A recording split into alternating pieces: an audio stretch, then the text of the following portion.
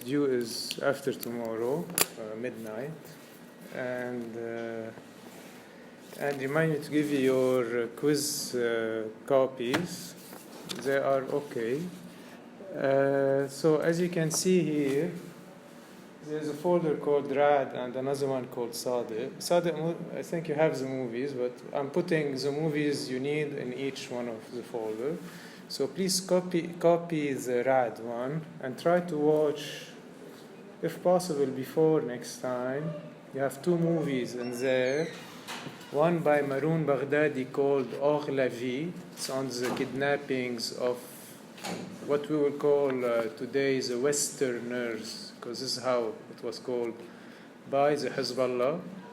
And you have another movie which I think is very good too, which is by Schlondorf, and it's called The Circle of Decide. In French, it's Le Faussaire. And it's very good. It's about the Lebanese wars and photojournalists, meaning the German, French, British photojournalists and some TV journalism. They used to come here and try to cover the war. So you really see this life of photojournalism during the Lebanese wars, because this is going to be the object of this week's lectures that deal with Walid Raad. Walid Raad is most probably the one who became the most famous among the war artist generation, the artists who dealt with, with the war in the aftermath of the 90s and beginning of the 2000s.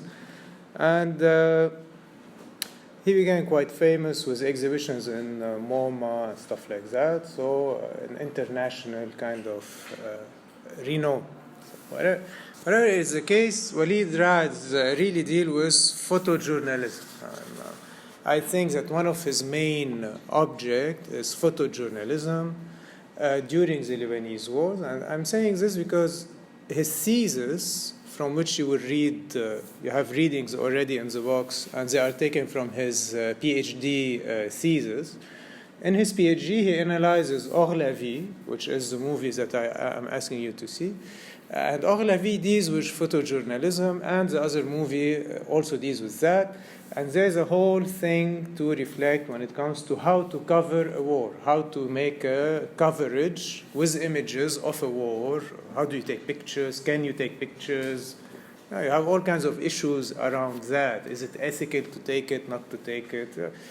We will not deal with it yet from the ethical perspective, but really as what does it mean to speak about and to take pictures of the war? This is, if you want, one of the central issues in Walid Raad thesis. Yeah. When we take pictures, yeah. It's not like a rigid memory. No, it's, we will see. We will see. It will take time. For today, we will need to start considering these things. I will consider that question soon. Now, the issue. So if you read the thesis of Walid Raad, as I hope you will do, or at least segments of it, I'll put it in the books folder. If you read his thesis, the thesis really begins with a methodological statement where he says that actually what we really deal with, be it a war or for him anything else, we really don't deal with a clearly defined object, but we deal with an abstract object. We deal with an abstract object, and what you see are documents to define the abstract object. Don't panic, I'll explain. What he's saying is very simple. He's saying, if you take the Western hostage crisis, this is how it was known, the Western hostage crisis, which is the kidnappings of the Westerners by the Hezbollah around 85. Hezbollah around 85, he kidnapped, if I remember well, 6 or 7 Westerners a British, American, French guy, etc. So they kidnapped these people, and it became the Western hostage crisis. Now, if you take that thing, Western hostage crisis, actually this thing is so much surrounded by stories, interpretations, political deals, etc., etc. You have like a cloud of interpretation and information around it. And you start seeing that actually this thing called Western hostage crisis, for Hezbollah it's something, for Iran it's something else, for the US it's even something else, for France it's something else, etc., etc. And you have all these different readings that intersects around this point, which is something that happened, but which is an abstract object now. So what Walid Raad is saying is this, and I think this is crucial to understand what he's doing. He's saying whenever you have something that we will call a signifier, meaning a color, this color could be a signifier. You can give it a meaning. You know, when you're walking in the street and you see red, the red as red is what you call a signifier. And what does it mean? It means that you have to stop. This is what you call the signifier. Okay, this is basic semantics, and it's in Walid's, now it's Walid Raad, so it's in Walid's thesis, and Walid says that actually usually we think that, if you don't have a critical distance, that there's a kind of direct correlation between the signified and the signifier, between the color red and what it means. So if I tell you Arab, if you take today, for example, if you go to the US, Arab, it's broadcasted as maybe terrorist. You have this kind of link. What is an Arab? It's a terrorist. Trump did a good job in that direction. He like repeated it so many times on TV, on radio, etc., etc. Now, when I tell you Arab, what do you think about? You think terrorist. If I tell you Mexican, you think rapist. So it works. It works, meaning you're able to really like impose a number of signified to signifiers. Now the thing is that if you don't have this critical approach and you are like scrutinizing what means what, you think that this is really true. Let's suppose you're one of Trump's supporters, you don't think too much. For you, Arab, yeah, of course he's a terrorist, 9/11, they beat their women, stuff like that. Of course they are awful people and they are terrorists, etc. No, I'm trying to tell you is this.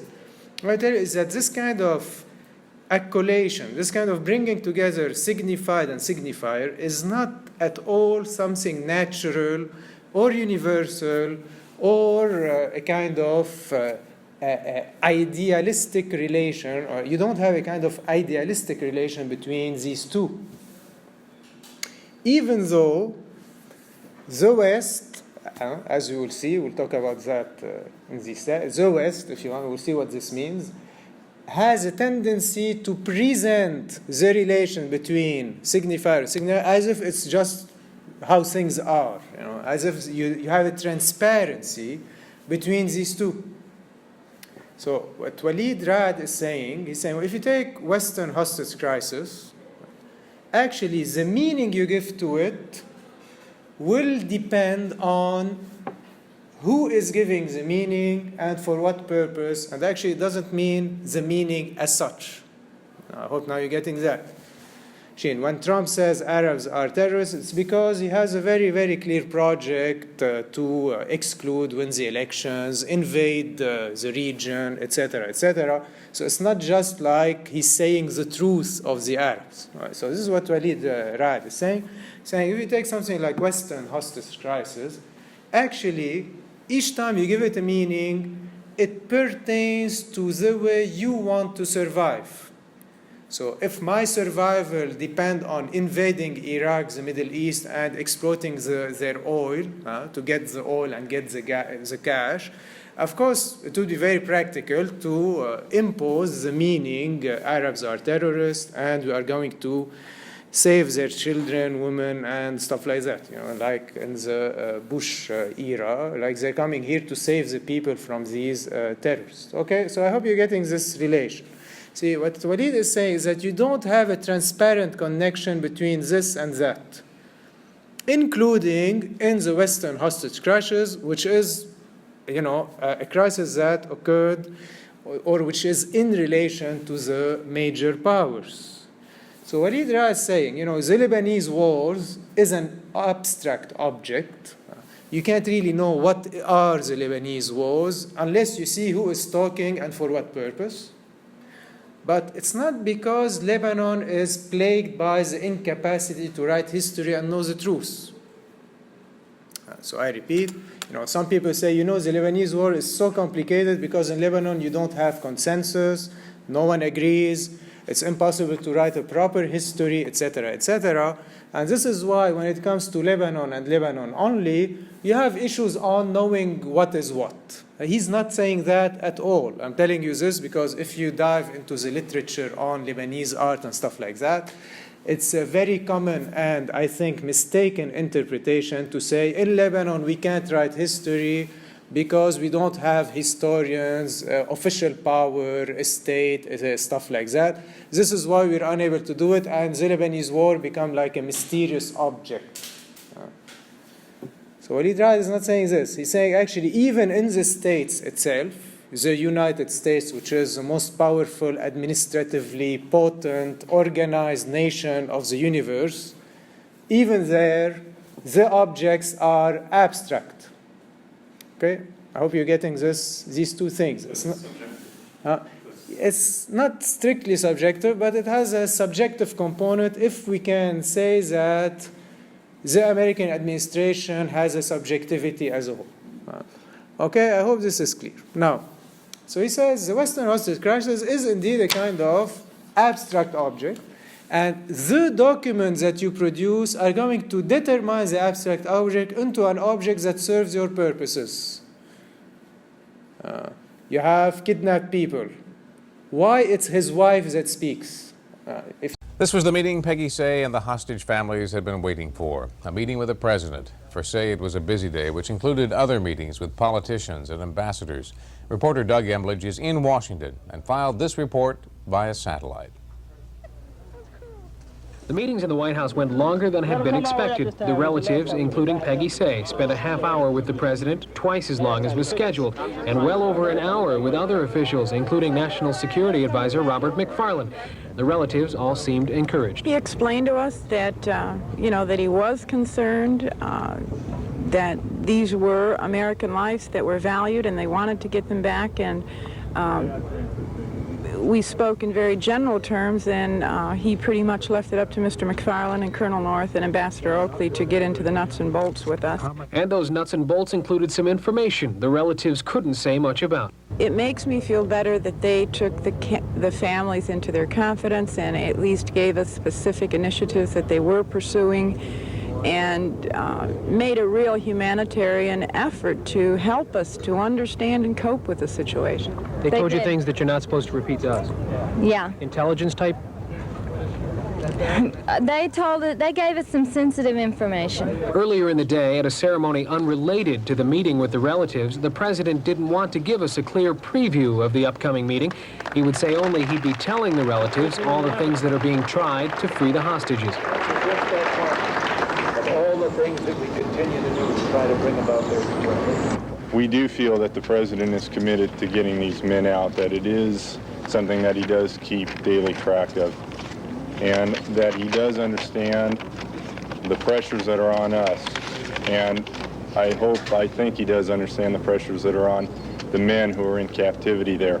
Peggy Say has finally had her meeting with the president, and while the relatives were encouraged by what they heard, there is another important meeting tomorrow.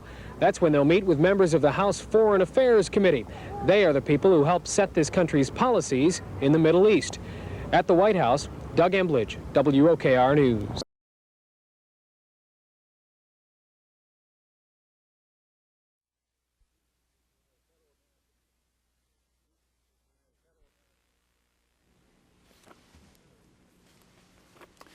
My fellow Americans, I've said on several occasions that I wouldn't comment about the recent congressional hearings on the Iran-Contra matter until the hearings were over. Well, that time has come, so tonight I want to talk about some of the lessons we've learned. But rest assured, that's not my sole subject this evening. I also want to talk about the future and getting on with things because the people's business is waiting. These past 9 months have been confusing and painful ones for the country. I know you have doubts in your own minds about what happened in this whole episode. What I hope is, not in doubt, however, is my commitment to the investigations themselves. So far, we've had 4 investigations by the Justice Department, the Tower Board, the Independent Counsel, and the Congress. I requested 3 of those investigations, and I endorsed and cooperated fully with the 4th, the congressional hearings, supplying over 250,000 pages of White House documents, including parts of my own private diaries. Once I realized I hadn't been fully informed, I sought to find the answers. Some of the answers I don't like. As the Tower Board reported, and as I said last March, our original initiative rapidly got all tangled up in the sale of arms, and the sale of arms got tangled up with hostages. Secretary Shultz and Secretary Weinberger both predicted that the American people would immediately assume this whole plan was an arms for hostages deal and nothing more. Well, unfortunately, their predictions were right. As I said to you in March, I let my preoccupation with the hostages intrude into areas where it didn't belong. The image, the reality. If you are Walid Raad, you start asking this kind of questions. You see, why is the first person that they interview in the Western hostage crisis is not, let's say, the military, the CIA, the police who are dealing with that, but they question immediately the wife. Why we need to present that with emotions, with a kind of family crisis rather than a political crisis. So you see, something as innocent as the wife of the guy who is kidnapped is speaking on TV. For Walid Raad, this is not something innocent. It's a symptom, meaning it's a sign that points towards a strategy that speaks about how to deal with the hostages. And of course, in this case, the accent is put on emotions, but also, as you see, on wife. It's not the son, it's not the father, it's the wife. It's not the sister. So Walid Raad functions like that. Why his wife? Why not his sister, his mother? You will have as much emotion as with if you bring in the mother. No, it's most of the time the wife. Okay, so I'm trying here to put you in this atmosphere. So what Raad is saying is that everything you see now on the Western hostage crisis, be it the American administration reports, and here you had something like 5 to 7 reports, and each report is 1,000 pages, that speaks about the kidnappings of the Westerners in Lebanon. So the reports are documents, meaning they try to define the abstract object in a certain way to do something. The TV interviews are documents. The T-shirts and the mugs they did back then are also documents. The memoirs, because all the hostages, when they came out of their captivity, they wrote books. So and even some of them wrote 2 books on their captivity, one by him, one by his wife. So you had sometimes like 14 books on that. So the books, the TV reporting, the documents, the CIA documents, all of these things are documents that are going to define this abstract thing called Western hostage crisis in a very specific way, each time serving a purpose. So all of these documents are going to converge towards this kind of abstract point of intersection, and Walid Raad is thinking that, okay? You see, this is a very, very Marxist approach. Marx already and Althusser way before Raad, actually, he says it in his thesis, that this is the way Marxists would read things. You have something, you have to see what power is behind it, and what power wants what from that. I hope this is clear. Okay, it's not very complicated what he's saying. Now, do you recall the Western hostage crisis? I don't think so. No. Okay, so what happened? In 1986, on the 5th of October, there is an airplane that crashes somewhere near the Chile, Uruguay. Okay. Now, on that plane, they find weapons. Weapons which are American weapons. This is on the 5th of October. On the 3rd of November, meaning a month later, Al-Shira, which is a newspaper based in Beirut, publishes an article saying that a high American official, Farlane, is actually making a deal with the Hezbollah to release the hostages in exchange of what? This state will sell weapons to Iran. Okay? So this states Iran wants to buy weapons, and Iran is making a deal with the states to buy these weapons. And of course, the states, they don't want to sell weapons to Iran. Because, back then it was even more the embargo. The embargo was lifted, I think, 2 years or 3 years ago. So it was in the full heydays of the embargo on Iran. And maybe they've reestablished it now. I'm not following. But I remember 2 to 3 years ago, they lifted it up. Now, so anyway, it was out of the question that the American administration sells weapons to Iran because, Iran is evil and vice versa. So when the Shira published that, you had a kind of scandal in the US because Reagan used to say that he will never ever negotiate with these terrorist awful people and he will never make a deal with them.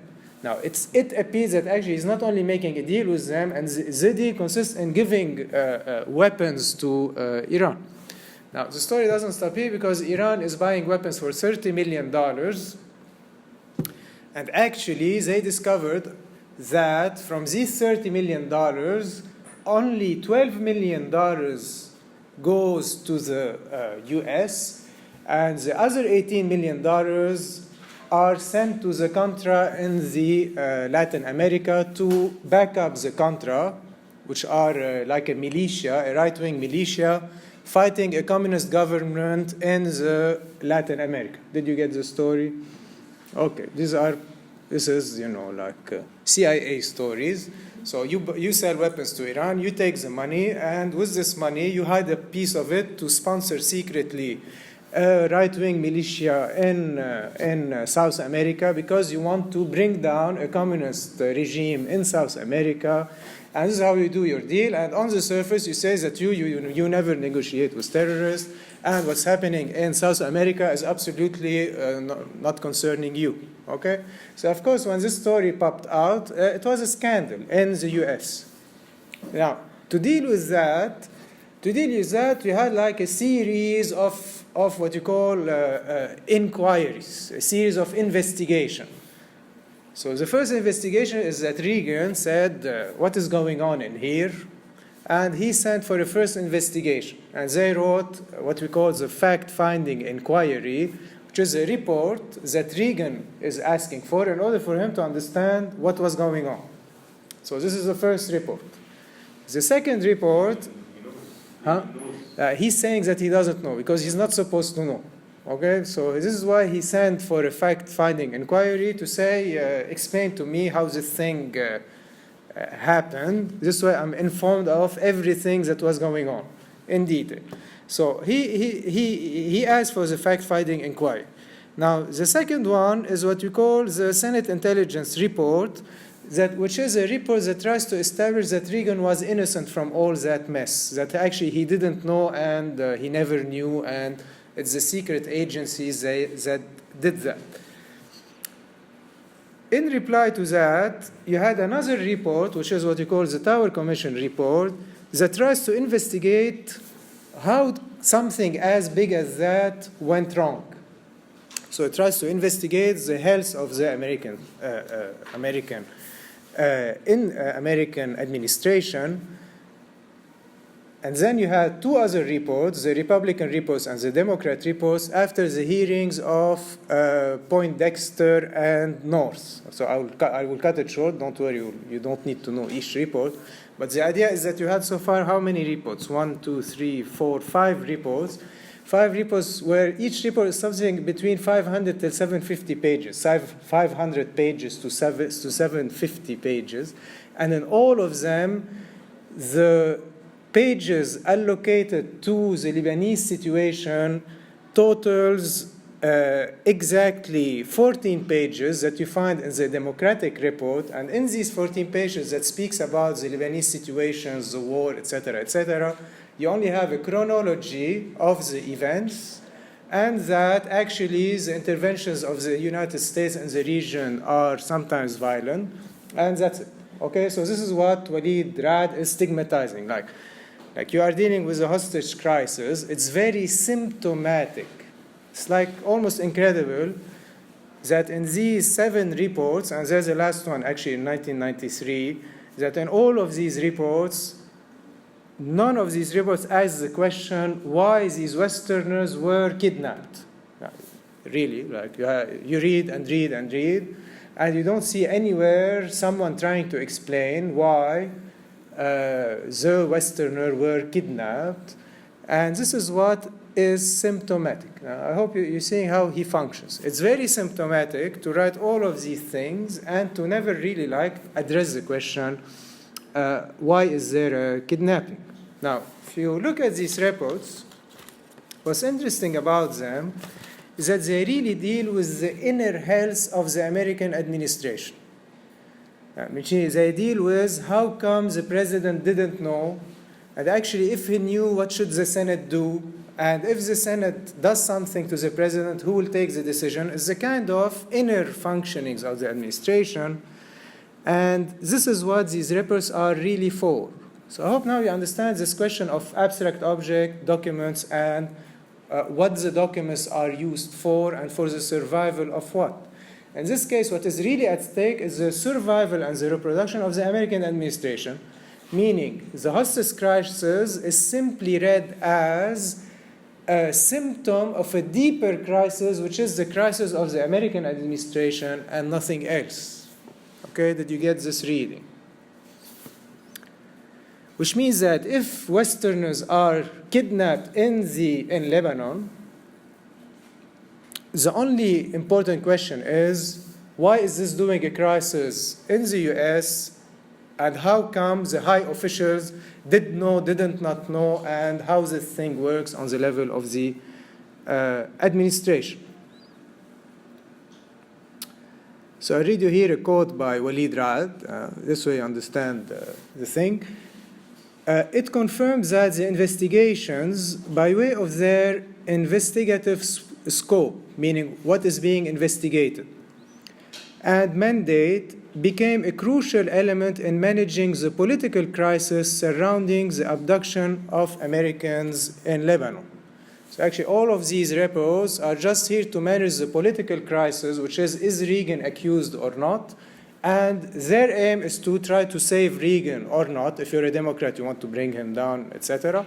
And this is really how you deal with that point.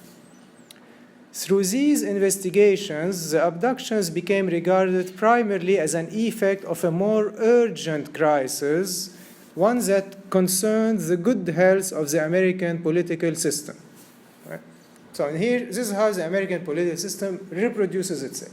Now, how does it do it? The conclusion of all these reports, and something like 6 years of investigation, you can imagine 6 years of investigations, the conclusion at the end was that actually North, which is a kind of high military figure, like a high, not general, but something like that, North, actually he took an initiative on his own, and he decided to use the money of these people to give it to those people, meaning to use the Iranian money and give it to the Contras, and actually hence, it's a human error and not an administrative error. Did you get the conclusion?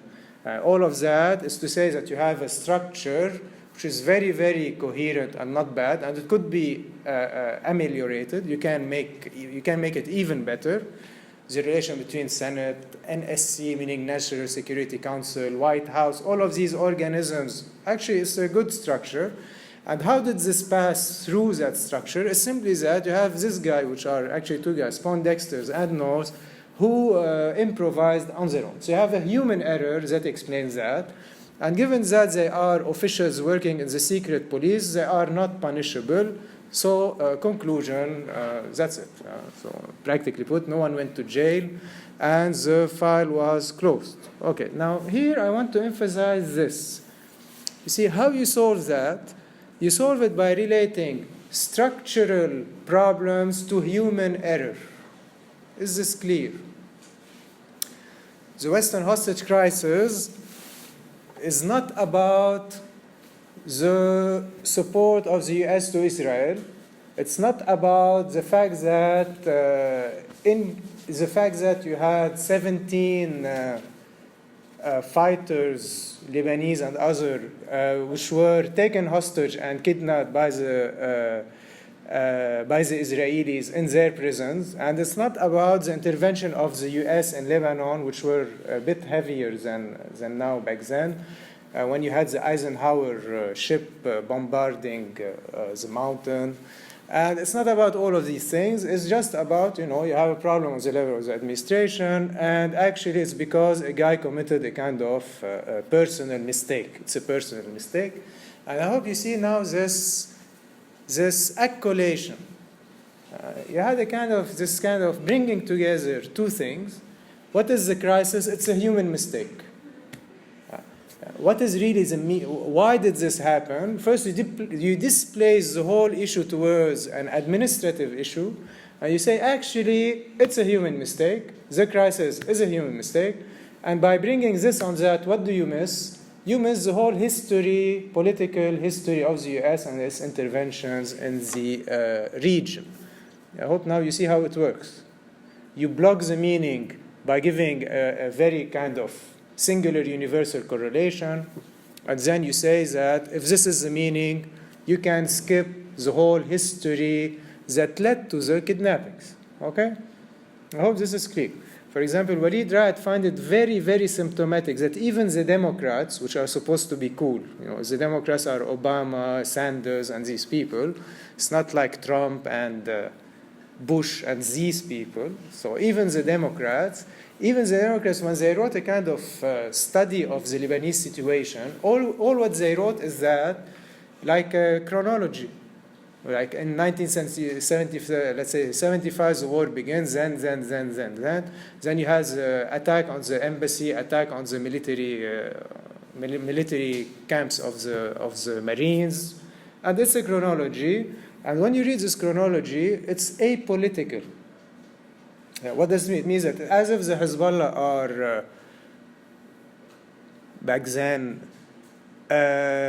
just bloodthirsty, and all what they want is to kill as many Americans as they can, and there's no political background to that. But this is what Walid Raad is criticizing. He's criticizing this kind of ahistorical, apolitical read. I hope you're getting that point. And how do you do an ahistorical read? By reducing history to a chronology and reducing the actors in this history to good and evil. You know these stories, no? When Bush says there's an axis of evil that passes from Iraq, Iran to Beirut, what he's saying is that we are going on a crusade, meaning Bush is going on a crusade to save the world from this axis of evil, and that's it. So he doesn't say, of course, that he's coming here to take the oil and control the era and dismantle the history of the region and cut its population into pieces. He doesn't say that. He just says, there's evil, I'm good, I'm going to save the world. And this is symptomatic. When you hear that, you have to say, this is a symptom. It's like, what does he want? He wants total domination, and he wants the money, and this is why he speaks like that. So when you see chronology and the good guys, the bad guys, this is how it works, okay? So this is what we say, this is what you call the reproduction of the administration in the US. I hope that point is clear.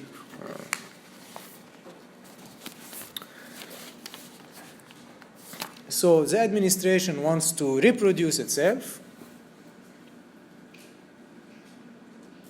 it issues this way of reading the hostage crisis, and indeed it's capable of reproducing itself. This is what's amazing. So, you know, if the administration, they sat like that, like the Maoists used to do, like a self-critique session, you can imagine like the administration sitting there and let's do a self-critique.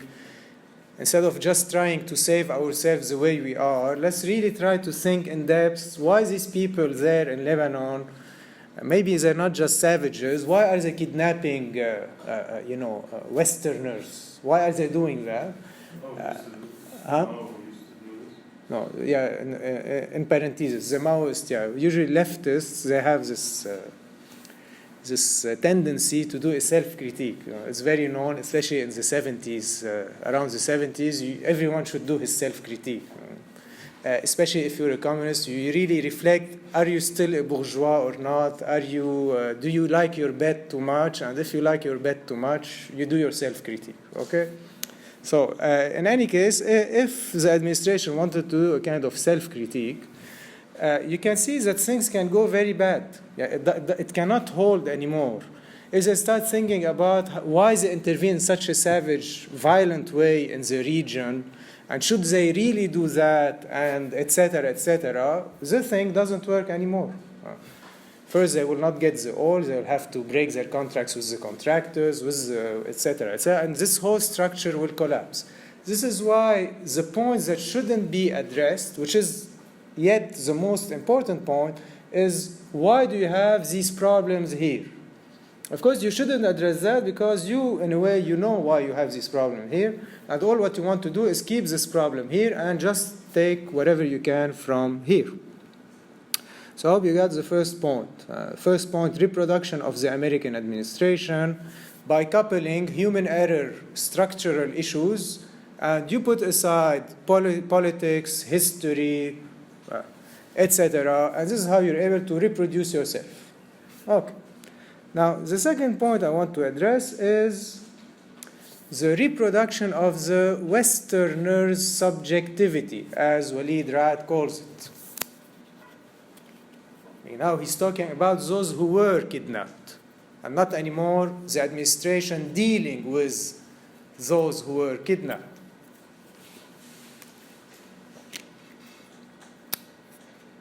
So those who were kidnapped, as your friend mentioned a bit earlier, you know, you have on TV the wife and the children.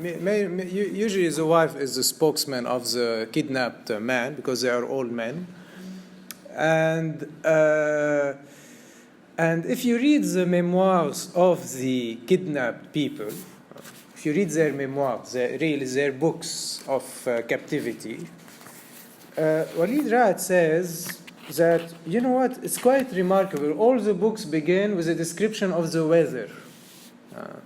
See, this is a typical Walid Raad critical reading.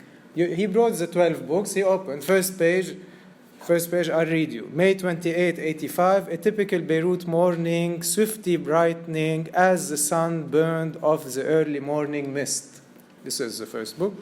Second book, the morning of May the 8th, 1984, blended beauty with harshness on that bright spring day in the Muslim section of the city, the sounds of birds coming from the unattended garden plot next to our apartment building. This is how the book begins.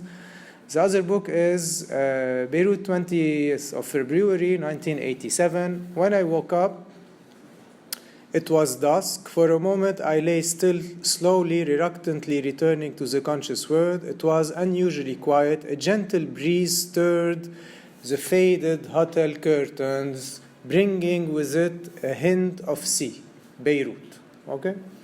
And the last one, the green Mercedes, sparkling clean in the weak morning sunlight, drifted to a gentle halt in the narrow, etc. Okay? So really here, it's quite remarkable in these repos is that they all begin by speaking about the weather.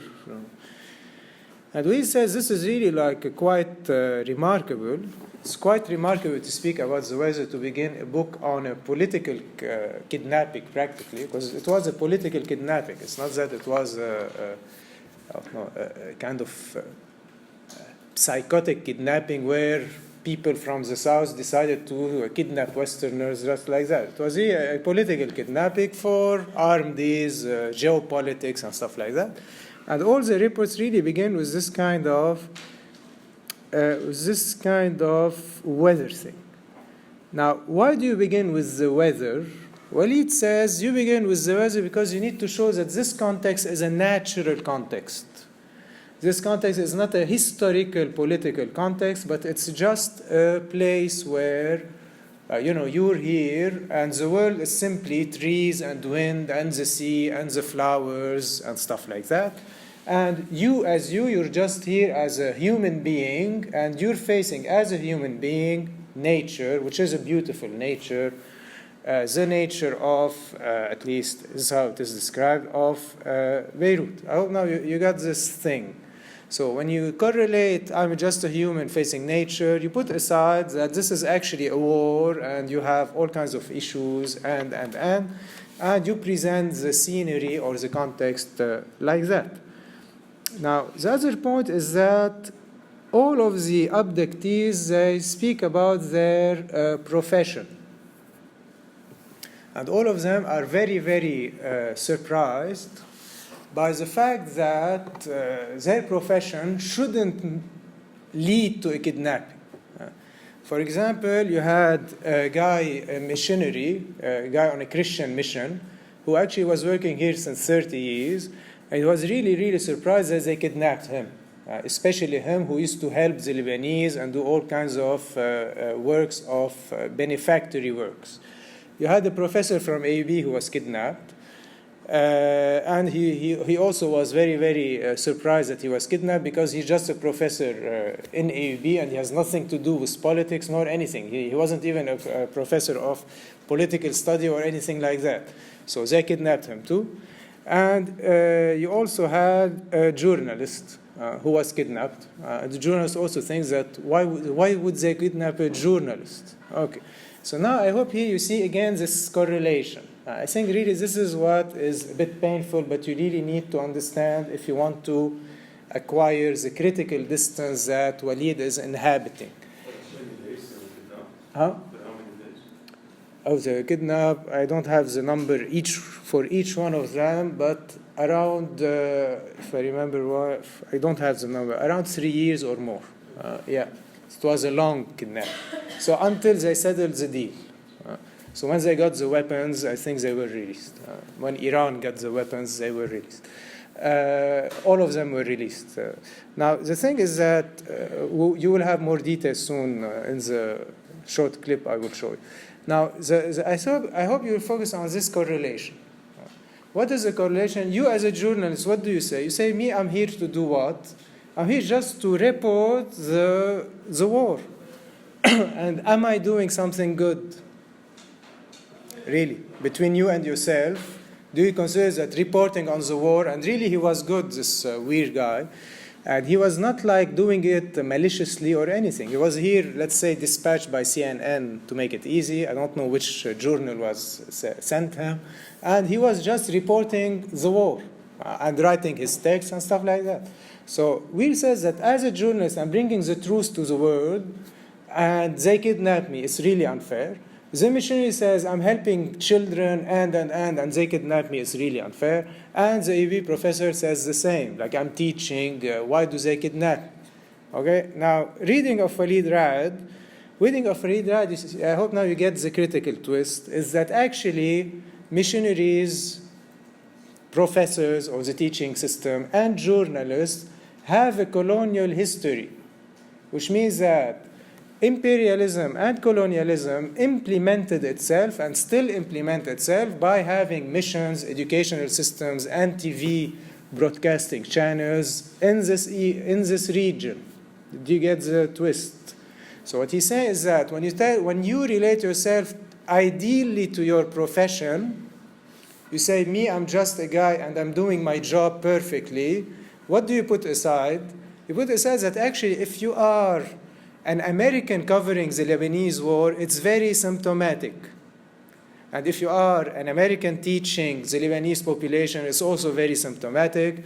And if you are an American missionary, it's also very symptomatic. It's symptomatic of what? Of the history, which is the history of domination. And actually, these for the political acts of the Hezbollah is as good as anyone else, and hence they are part of the system. If you look at it politically, they're part of this other organization, which is, at least from the perspective of the Hezbollah, the Imperial United States, and they are good for kidnappings. They are good for kidnapping because they can provide a point of leverage against the administration, and they will force the administration to sell weapons to Iran, and this is how you do your politics. So now I hope you got that vertical axe against the horizontal axe. The vertical axe is our innocent consciousness. I'm just a journalist doing my job properly, but the condition of you doing that, the condition of possibility is that you're the one doing that, is not innocent at all anymore.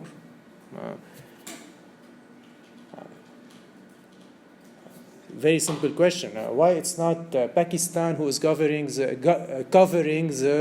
Lebanese wars? Or I don't know, or Iceland, or Norway, or any one of these. So there is a structural condition for these things to happen, and this is what is being stigmatized by Walid Raad. So I hope this is clear. Okay. So the whole psychological, professional, moral interpretation of the abduction, all of these things actually are able to reduce the abduction to a personal story, meaning me, the individual, Weir, or Sutherland, or whatever kidnapped person is speaking. Me, I'm just me. I have a job, I love my wife, and stuff like that. I woke up one day, it was a beautiful day, like all the other days. I go down the street and I see this Jeep coming with people dressed in black. They take me in, and then you have this fall. And the memoirs of the kidnapped people really present the thing like that. Like they had a life, kidnapping, and then they went to hell in a way when they were kidnapped. And when they were in hell, they had to find personal resources to get out of hell and be able to resume life again. So the whole story at the end of the day, as being psychological or moral, tries to put aside the political, historical dimension. I hope now the song from their side, yeah. So one of the major points of the psychologization of these kidnappings, meaning presenting them as personal, psychological, moral, or individual ordeals, is to put aside the history of the intervention of the US via its different ambassadors and figures in the region. Okay? Now you have another point, which is the relation now of the abductees to their kidnappers. Meaning, how do they look at those who kidnapped them? How they look at those who kidnapped them?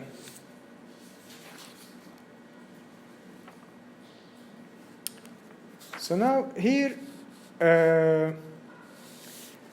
I'll explain to you a concept that comes recurrently in Walid's writings, which is that of building a stereotype, which is not very complicated. For example, at one point,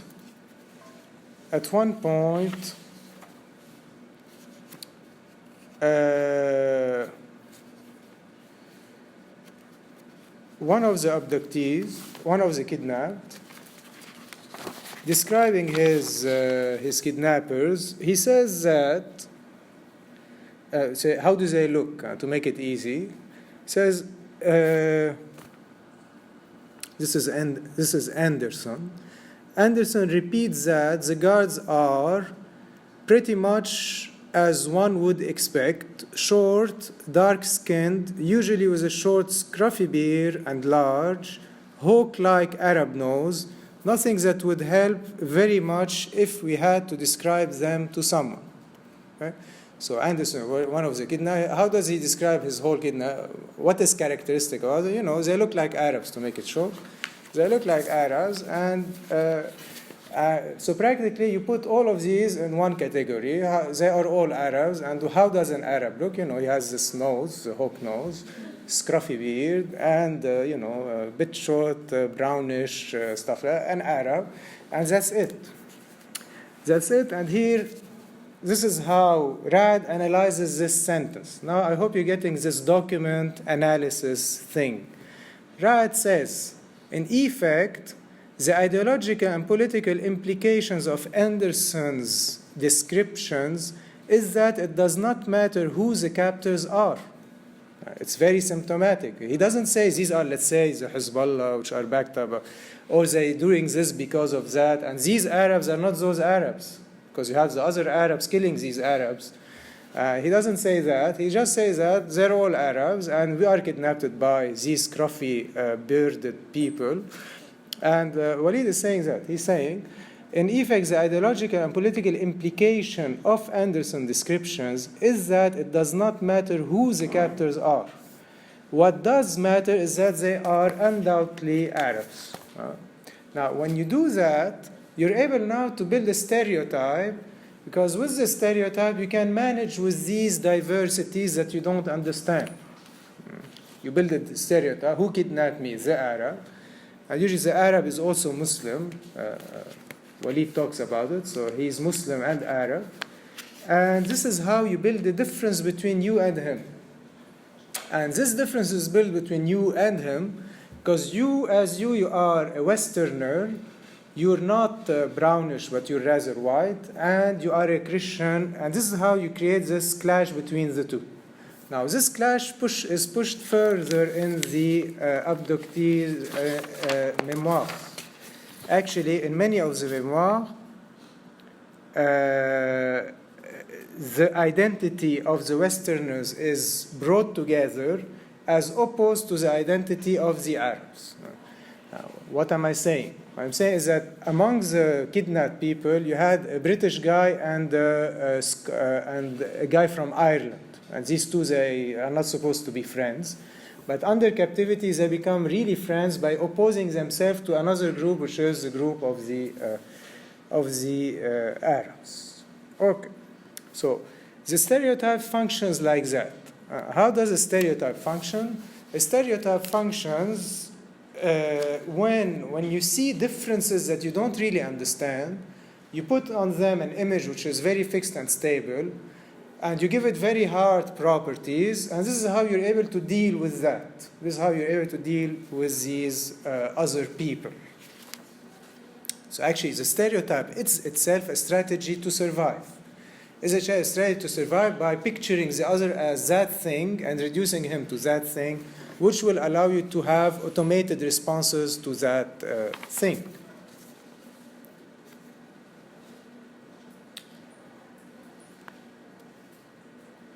Okay, so now I read you another one by Kenan and the analysis of Raad. Don't worry, you have them all in the notes.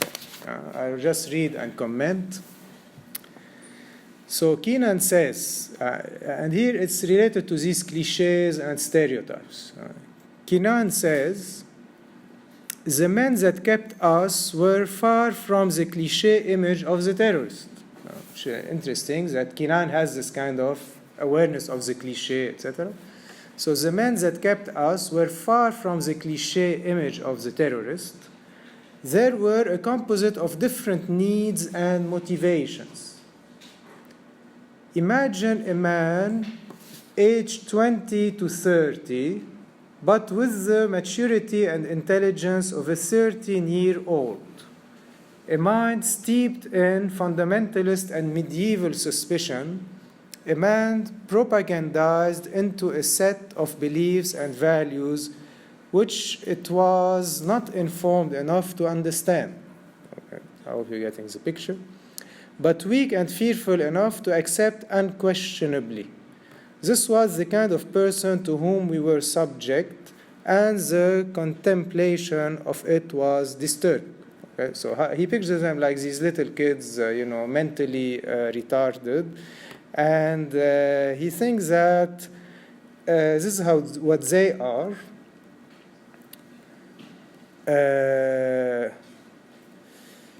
But on the other hand, because he continues, he says that they're unable to see him as a person. So they are retarded, because at some other point he described how they see Westerners, meaning the Hezbollah people, how they look at them. And at one point he said that actually they look at them as if they're out of a movie. Okay? Hope you're getting the relation. So the relation is that those who kidnap the Westerners, when they look at the Westerners, they see people like in movies, while actually they are like children, because they're unable to see beyond the cliché in the same way as he's able to see beyond the cliché. Did you get this divide? So he's able to see that, yes, in America we picture terrorists in some clichés, and he's able to deconstruct that, but they see them as pure clichés. So here Raad says, on relation to this stereotype by Keenan, he says, here Keenan recognizes and disavows the difference he sees, and ultimately fetishizes this difference by substituting for it the stereotype of the Arab. As such, the threat is muted, difference is managed, and the stereotype becomes the pivot around which Keenan turns to return to a point of complete identification. Okay? I hope you see all of these strategies.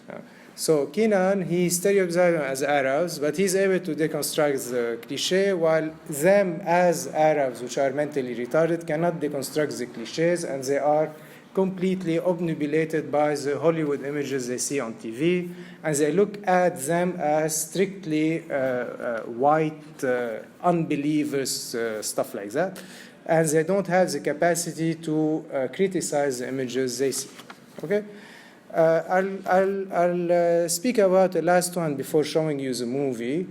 The last one is about sexuality. You see, because at one point, one of the kidnapped was afraid that he's going to be raped by the kidnappers, and he says the following. So they took me a little way down the passage, then spread a blanket on the floor and told me to lie down. I tell you, Brian, I was a bit panicky. I lay down on my back, and Saeed said to me, Saeed is the kidnapper, he said to me, don't worry, nothing bad is going to happen. I wasn't too sure about nothing bad going to happen, I'll be honest, Brian. For a moment, I thought these bastards were to sexually abuse me.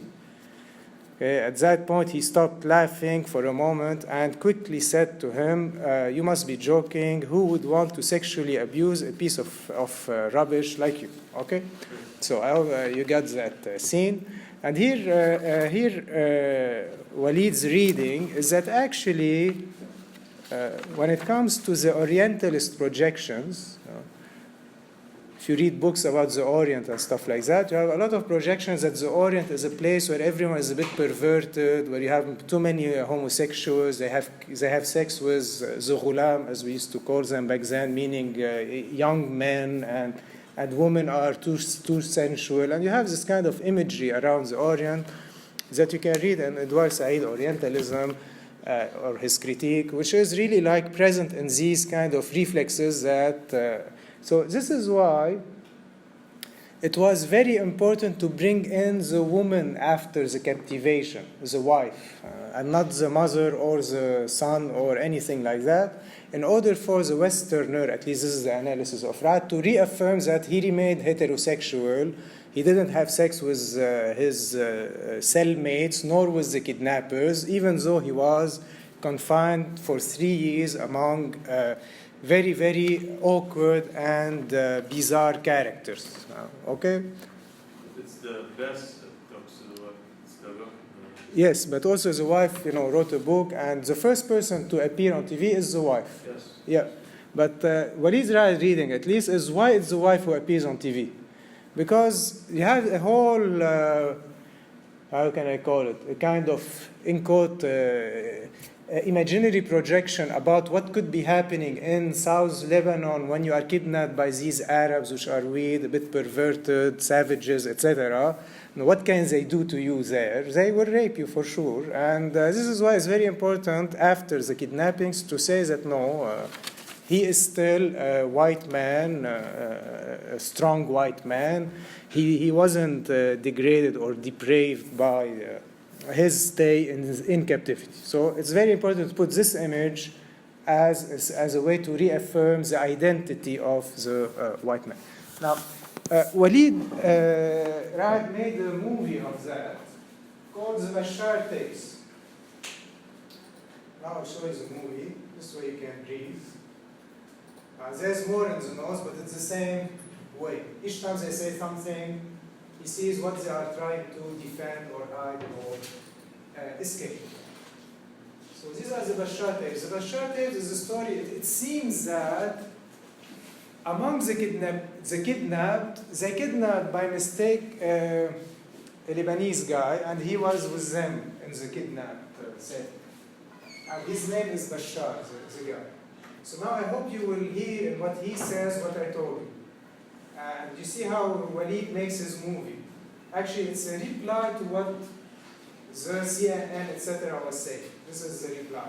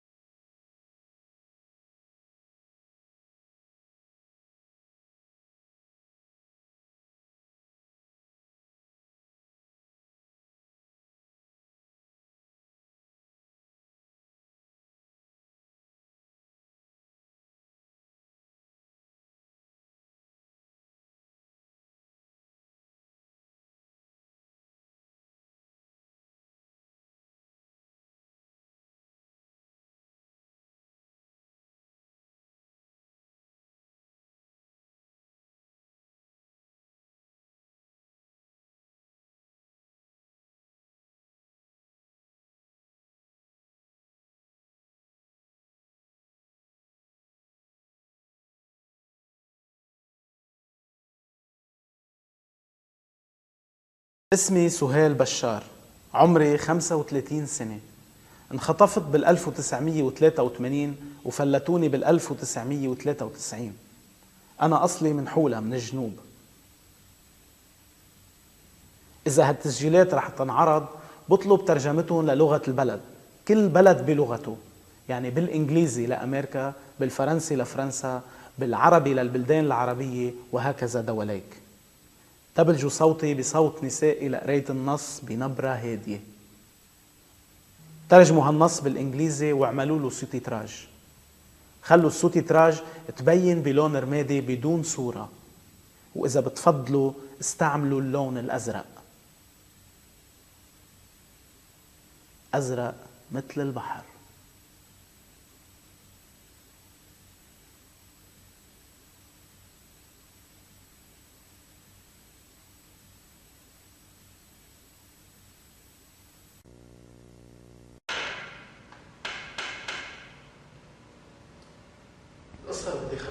Yes, our story is tragic.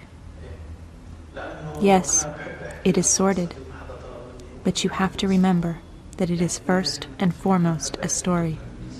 And in this way, it is familiar to you. I was held for 27 weeks in the same cell with 5 Americans. We ate, slept, talked, played, and cried together. There isn't much that one can hide in a small room with 5 anxious men. Our routine was the same every day for 27 weeks. Nothing changed. After our release, each of the Americans wrote a book, and each book was published. In the 1990s, 5 books, written by 5 men who were held in the same 10 by 12-foot room, have been published. Why? Why was this story told 5 times? Why were 5 different versions of it published? Because the story is not the same. Or as the hostages like to say, each man experiences captivity in his own way. No doubt this is true. True not only of the experience of captivity, but of all experiences today. But there is more.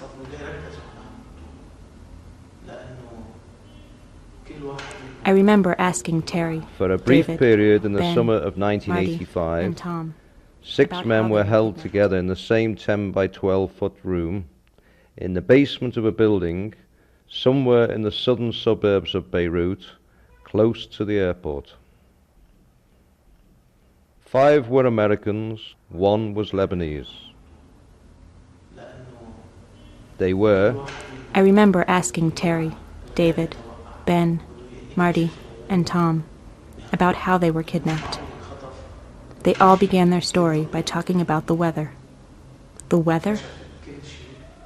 Why did the Americans begin their story by talking about the weather?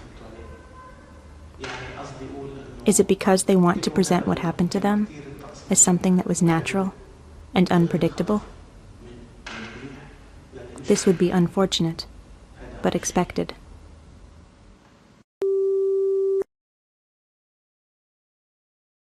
For a brief period in the summer of 1985, 6 men were held together in the same 10 by 12-foot room in the basement of a building somewhere in the southern suburbs of Beirut, close to the airport.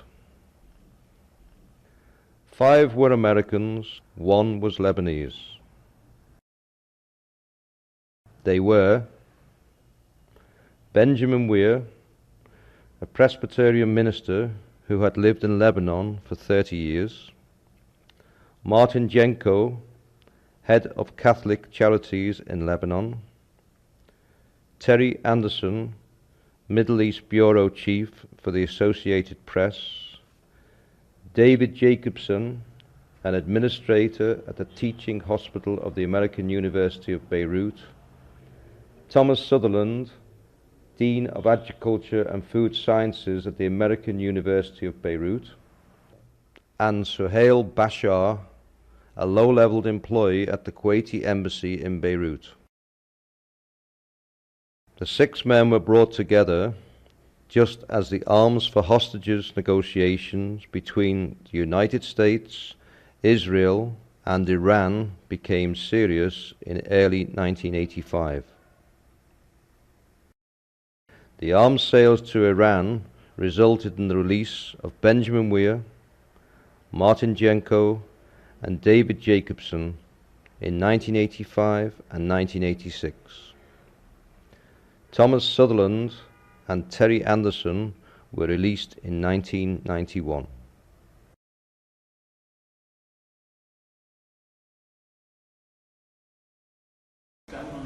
I'm not sure how or why, but the Americans wanted me and our captors to fuck them, and that they feared that we would rape them. I must say that at times, I wished that the Americans would gang up on me and fuck me. You see,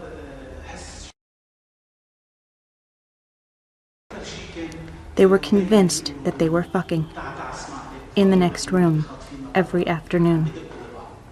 They even said that they could hear them. Whatever it was they heard always sounded to me like the fan next door. In the beginning, The Americans did not touch each other. David would get very angry if Terry's feet touched him while they slept. They would come up with the strangest ideas to make sure that their bodies did not touch. After a few weeks, all this changed. No one seemed to care anymore. But they had a very different relation to me from the beginning.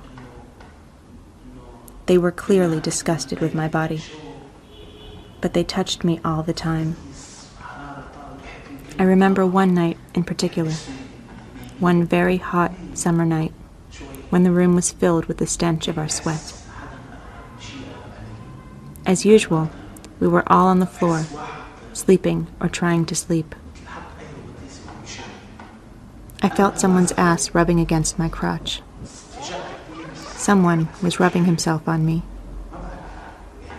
I became hard, and I don't know why, but I pressed myself against his ass. The conditions of our captivity, It felt good. they are far worse now than when Seconds later, he punched me in the groin, as if my hard-on had provoked him. that is how we have been living every day, minute by I stayed minute, quiet. for a year and a half. The pain is real and ever-present 24 hours a day. Sleep provides relief. On December the 4th, 1991, the last of the American hostages held in Lebanon, Terry Anderson, was released. The release was more than the end of a 7-year ordeal for the longest-held American hostage. It marked the end of a dark and painful chapter, known as the Western Hostage Crisis. Unfamiliar to many in the West, based on a different I am culture. David Jacobson, We should try to one of understand the it. 3 American hostages in Lebanon, and I am appealing to you for help.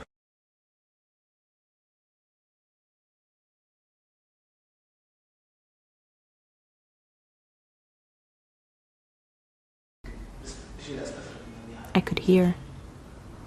I could smell. I could feel the floor with my hands. But I could not see at all. Later, they blindfolded me. They kept saying that if we ever saw or looked at them, intentionally or not, they would kill us. The only time we were without our blindfolds, in the presence of our captors, was when they videotaped and photographed us. But it's not as if we could see. We could not see because the video lights and the flash of the cameras they used blinded us. We thought we were outsmarting them when we discovered that we can see through the slit at the bottom of our blindfolds. We were not. It turns out that they knew very well that we could cheat. In fact, they expected and wanted us to cheat. They wanted us to focus on this opening, this slit.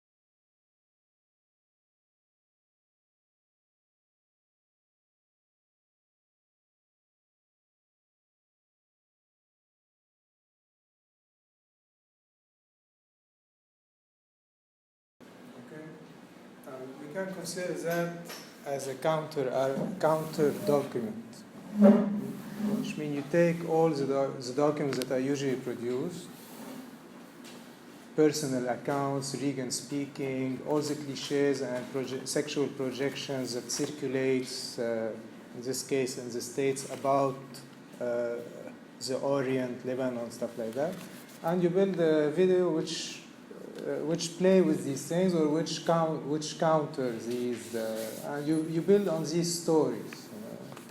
I hope you see where he is. He's not really, as you say, telling the story. He's playing on what people project around, let's say, the hostage thing and the hostage crisis, and he's really proposing a new document where when you look at it, your imagination about that is activated, and it can be also deteriorated.